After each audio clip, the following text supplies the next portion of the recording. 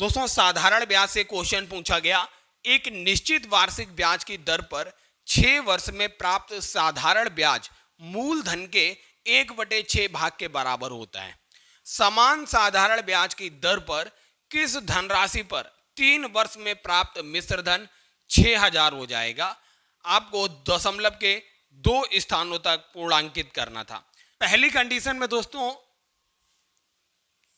मूलधन P पर 6 वर्षों के लिए हमने मान लिया रेट ऑफ इंटरेस्ट R के अनुसार जब ब्याज मिलता है तो ये मूलधन का 1/6 हिस्सा होता है। यहां से दोस्तों आपको रेट ऑफ इंटरेस्ट मिल जाएगा, R की वैल्यू आएगी 100/36%।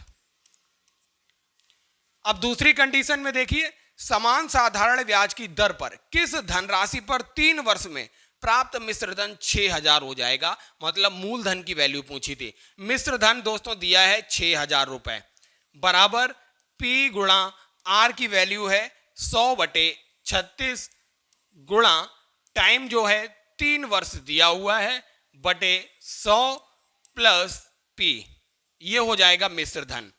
अगर आप देखेंगे दोस्तों 100 से ये 100 कैंसिल आउट हो गया, 3 से 36 12 बार जाएगा, तो 6000 बराबर हो जाएगा P/12 प्लस P। अर्थात दोस्तों P बराबर क्या हो जाएगा 6000 गुणा 12/13।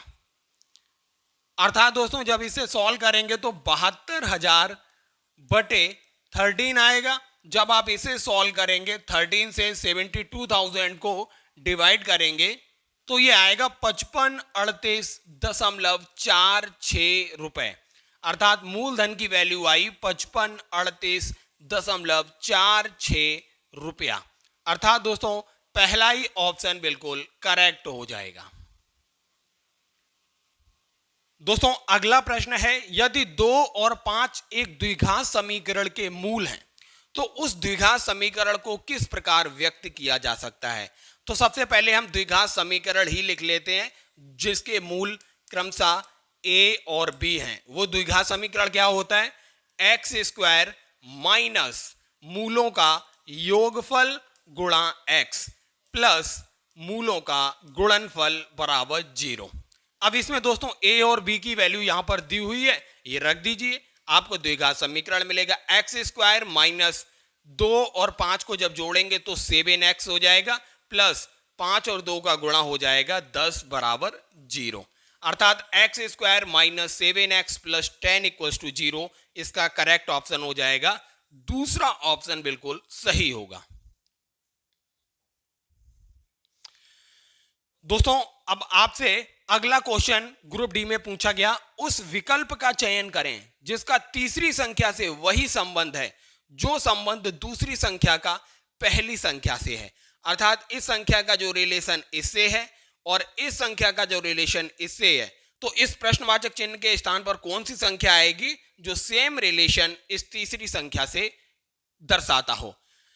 अगर आप दोस्तों देखेंगे इस 39 में आप जब 18 जोड़ेंगे तब आपको 57 मिलेगा। ऐसे ही जब इस 71 में आप 18 जोड़ेंगे तो आपको 89 मिलेगा। तो आप दोस्तों इस 82 में से माइनस का 18 करेंगे तो आपको 64 मिलेगा, जो बिल्कुल एग्जैक्ट आंसर होगा।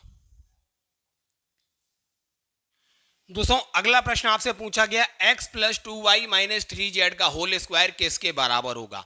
अगर दोस्तों x प्लस 2y को हम मान लें a और 3z को हम मान लें b, तो ये क्या हो जाएगा a माइनस b का होल स्क्वायर। जब इसे ओपन करेंगे तो a स्क्वायर प्लस का b स्क्वायर माइनस 2ab आएगा। कहने का मतलब है जो b का स्क्वायरिंग टर्म है वो प्लस का होगा, बाकी का आप देखिए चौथे ऑप्शन में ये b का स्क्वायरिंग टर्म माइनस दिया हुआ है, इसलिए ये चौथा ऑप्शन नहीं होगा। अब दोस्तों जहां जहां पर z आ रहा होगा उसके आगे माइनस होना चाहिए। देखिए बाई जेड यहां माइनस है, लेकिन यहां देखिए जो 6/z है ये भी माइनस का होना चाहिए था, इसलिए पहला ऑप्शन गलत हो गया। आप तीसरा ऑप्शन देखिए, यहां देखिए 12/z, यहां पर z है, ये भी टर्म माइनस का होना चाहिए था, तीसरा ऑप्शन भी गलत हो गया। दूसरा बिल्कुल करेक्ट हो जाएगा, 12 बाई जेड और 6 एक्स जेड दोनों माइनस के हैं, इसलिए दूसरा ऑप्शन बिल्कुल करेक्ट हो जाएगा। अगला प्रश्न है दोस्तों, विकल्पों में से उस छोटी से छोटी संख्या का चयन कीजिए जिससे 242 को विभाजित करने पर भागफल एक पूर्ण वर्ग हो। अर्थात दोस्तों सबसे छोटी संख्या 242 इसमें से निकालनी थी। सबसे छोटी तो एक है, जब एक से विभाजित करेंगे तो 242 किसी का पूर्ण वर्ग नहीं है। अब दूसरी संख्या है सबसे छोटी 2, इसे 2 से विभाजित करेंगे तो 121 मिलेगा। अर्थात 121 दोस्तों किसका पूर्ण वर्ग है? 11 का स्क्वायर जो है 121 है, इसलिए चौथा ऑप्शन बिल्कुल करेक्ट हो जाएगा। अगला प्रश्न है, मान लीजिए कि n वह छोटी से छोटी संख्या है जिसे 15, 18, 20 और 27 से विभाजित करने पर प्रत्येक स्थिति में शेषफल 3 प्राप्त होता है। n 53 से विभाज्य है, तो n के अंकों का योगफल ज्ञात कीजिए। दोस्तों आपको इस क्वेश्चन में करना था, आपको एलसीएम निकालना है किसका? 15, 18, 20 और 27 का, और इसमें प्लस का 3 कर देना है, आपको वह संख्या n प्राप्त हो जाएगी। तो आइए दोस्तों अभाज्य गुणनखंड से इसका एलसीएम निकालते हैं।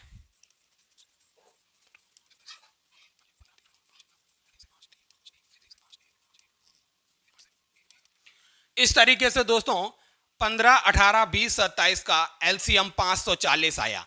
अब कंडीशन दी थी विभाजित करने पर प्रत्येक स्थिति में 3 शेषफल बचता है, तो इसमें 3 जोड़ दीजिए।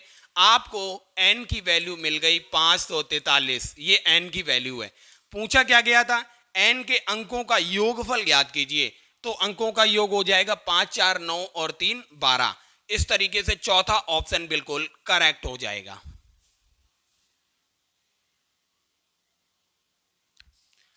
अगला प्रश्न दोस्तों आपसे बोर्ड मास से फिर पूछा गया, आपको इसको आंसर निकालना था। सबसे पहले ब्रैकेट सॉल्व करते हैं, तो ब्रैकेट ये है 17 माइनस 5 हो जाएगा 12, यहां पर आएगा 12। फिर इसके बाद यहां देखिए डिवीजन है नहीं, तो इसका मतलब मल्टीप्लाई सॉल्व करेंगे, 8 सत्ते 56 हो जाएगा, तो 56 प्लस 11 माइनस 12। अब दोस्तों देखिए 11 माइनस 12 जो हो जाएगा, यहाँ माइनस का 1 हो जाएगा 56, 56 माइनस 1 क्या हो जाएगा? 55। इस तरीके से तीसरा ऑप्शन बिल्कुल करेक्ट होगा। अगला प्रश्न दोस्तों है, यदि x माइनस वाई बराबर 9 और एक्स वाई बराबर 16, तो X square plus Y square की वैल्यू क्या होगी? तो x माइनस वाई का अगर होल स्क्वायर करेंगे दोस्तों, तो ये हो जाएगा एक्स स्क्वायर प्लस का वाई स्क्वायर माइनस का एक्स वाई की वैल्यू क्या है? 16 दी हुई है, तो 2 इंटू 16 बराबर 81। तो X square plus Y square बराबर हो जाएगा 81 प्लस का 32। तो यूनिट डिजिट लास्ट में दोस्तों 3 आएगी, तो 3 केवल तीसरे ऑप्शन में ही दिया हुआ है। अगला प्रश्न दोस्तों आपसे पूछा गया, यदि एक गोले का आयतन 792 बटे 7 सेंटीमीटर क्यूब है, तो गोले की त्रिज्या क्या होगी? अर्थात दोस्तों गोले का आयतन आपको पता है 4/3 पाई आर क्यूब होता है, बराबर 792 बटे 7 दिया हुआ था। तो आपको आर की वैल्यू निकालनी थी, तो आर क्यूब बराबर हो जाएगा 792 बटे 7 गुणा 3/4 गुणा 7/22। 22 से 792 36 बार कट होगा, और 4 से ये 36 जो है 9 बार कट हो जाएगा, 7 से 7 कैंसिल आउट हो जाएगा। तो इस तरीके से आर क्यू की वैल्यू आपको मिल जाएगी 9 3 27, और आर की वैल्यू यहां से क्या निकल के आएगी? आर की वैल्यू निकल के आएगी 3, अर्थात 3 सेंटीमीटर जो है इस गोले का त्रिज्या होगा।